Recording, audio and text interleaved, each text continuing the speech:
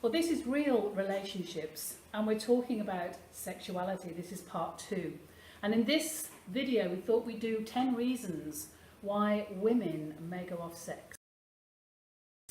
The first reason that we thought we would cover is having sex on the same day, at the same time, or even on different days at the same time, in the same place, with the pillows the same way, under the same duvet. Okay, so mix it up a bit. Your time, when you're doing it, when the emotion takes you, when the vibe takes you, mix up the days and the times, and don't timetable it or schedule it. Let it become a nice spontaneous act.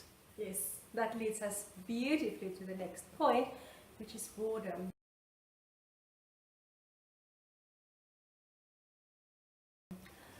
Women need stimulation. We like to be stimulated, and when there's routine, well, I for one get really bored with that. Me too.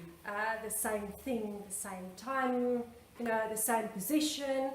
That gets boring. And also knowing, okay, I'm gonna, after getting home, I'm gonna cook, get the kids to bed, take a shower, get into bed, and he's going to slip into bed, and then he's going to turn on his side, he's going to kiss my neck, touch here, touch there, and then bang, bang, thank you, ma'am, and it's done. It gets boring. So yes, if you have to be in one place, like a bedroom, if you have kids and so on, change it up. Wear an outfit, do it standing up, take a shower together, or take a drive. Just change state a little bit. Boredom is a big passion. It really is. Yes. And I would only add to that also, sometimes men, because of their virility, and they want to prove how kind of fit they are or virile they are, they do tend to bang. They think that banging for 45 minutes is what women want. No, that friction will set her on fire, but not in the way you want, okay? So more refined sexuality, you know, helps sometimes, with the... Yeah, sometimes a bang is good But at not its 45 time. minutes. Not all the time. So sometimes between people where there's trust, bang is fine. Not all the time. Just make love as well. And it takes us on to our third point, which is body image. If you have a woman who's got good legs, good sturdy, short, functional, great legs, but you have this kind of longing for long legs, do not tell your girlfriend who has sturdy legs that you have an absolute fetish for long legs. If you like small breasts, small, petite, you know, wonderful breasts, and you have your girlfriend, you have big breasts, you know, a man mustn't go, oh, you know, I really love small breasts, you know, because if she's got bigger breasts, there's nothing she can do about it. Same as if you've got a man who's into big bums and you've got a small bum or whatever. Men have to be very, very careful about what they say in when their woman is around, because they will pick it up. They will hear what you say. If you like brown-eyed women, for instance, and she's got blue eyes, it's not going to make her feel great. You know, body image and what we're born with, what we're born with. Something happens at puberty, the body explodes, DNA takes over, and we do not choose how we come out. So appreciate what you have in your woman. You know, if she's got sturdy legs, get to love sturdy legs, okay? If she's got big boobs, get to enjoy them. Whatever she's got, get to appreciate it and really be wonderful at her altar. That also connects with the next point, which is birth.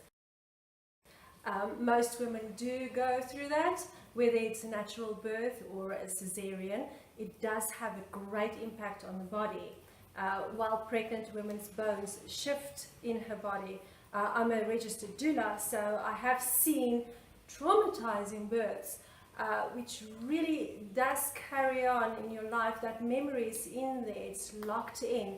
So it takes a lot of patience and gentle kindness for her and help for her to move through that. And it does affect her sex life.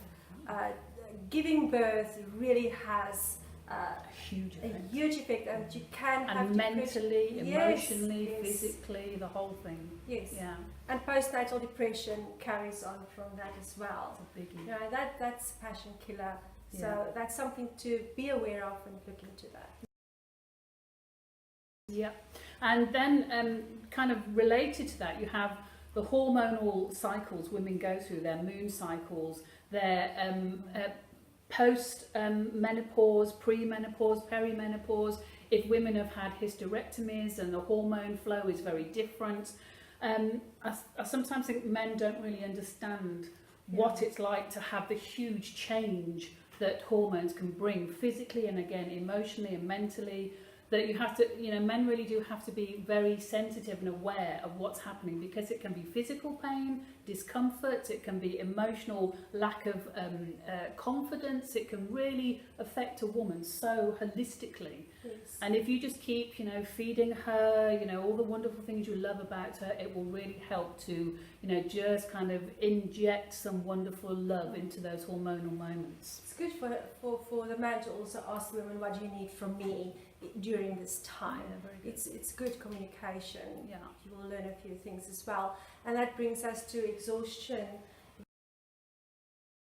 Life is life is so busy and on the go all the time. So women feel more responsibility than in the past. So it's tiring with hormones, kids, all that. You don't sleep well. It's PMS is painful. You get irritable, depressed. You have work. You have to worry about your home, your kids, your boss, what they need from you. Food on the table. It's a plethora of stuff that it's tiresome. It drains you. So just as men, women also feel tired, and it does. We don't have the let's burn. Fall asleep. How many women have fallen asleep? I have once fallen asleep during sex. I was so tired. It happens. So, and it's as Zentas would kind of covered this a little bit, but again, the stress and responsibility of life that men and women feel, for your home, your finances, your money, your kids, school, your friends, your parents, your own job. There's a lot of responsibility in life. There's a lot to feel the burden of life, and it's why meditation helps, and all kinds of self in a reflective work helps in order to take off burdens, because sex does not go well with stress and worry. If you're in the bedroom and you're worried about your child's ill, or you've got something to do, you've got work tomorrow, you've got to get a project in and you're running behind, the last thing you're going to do is allow the sensual nature of yourself to come to the surface, even though it's very healing and it probably would do you the world of good. It really doesn't work, and it's the same for men. Performance anxiety and stress anxiety, it really does affect the nether regions and the responses. And the next point is feeling overlooked. How many women feel undervalued in their relationship, where you have all these kids to look after, even if it's just one, your work, your husband, so everyone is living their lives, and sometimes we lose our value in a relationship, who we are, feel overlooked.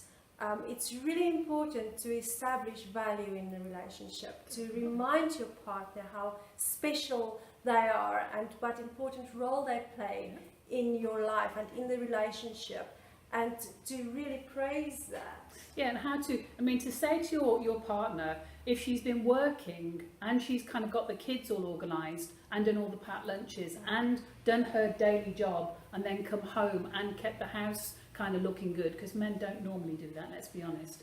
Just say it. Just say, I really appreciate you doing that. Thank you.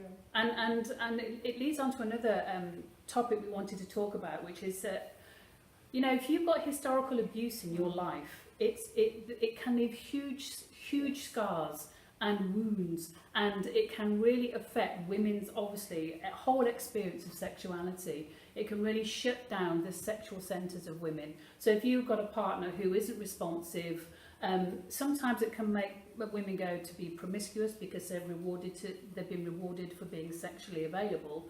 But often, there's a lot of stuff that women go through in past relationships even, that lead them to kind of lose trust, don't they? And they just kind of go, oh, okay, You know, you have a great story about a woman with her sex toy Oh yes, partner. she was in a relationship with a guy who liked to use sex toys, and it really had such a traumatic effect on her that in her next relationship, she couldn't integrate and trust the man with her, and he didn't know how to fix it. You can't always fix it.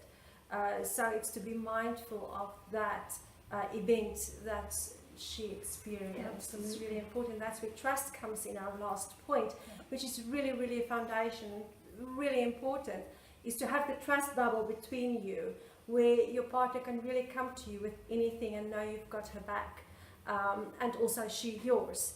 So it's very good to have that trust, and if she trusts you, she will open for you. Absolutely. And she will give and give. And if she trusts also that she can be with you and say, not tonight, and you're not going to pull the guilt trip on her, Absolutely. it will happen. And if a woman feels safe and secure because of that trust, you will have the most beautiful blossom constantly wanting to love open affair. for you. Yes, Then you will have a love affair. indeed. Thank you. That's it.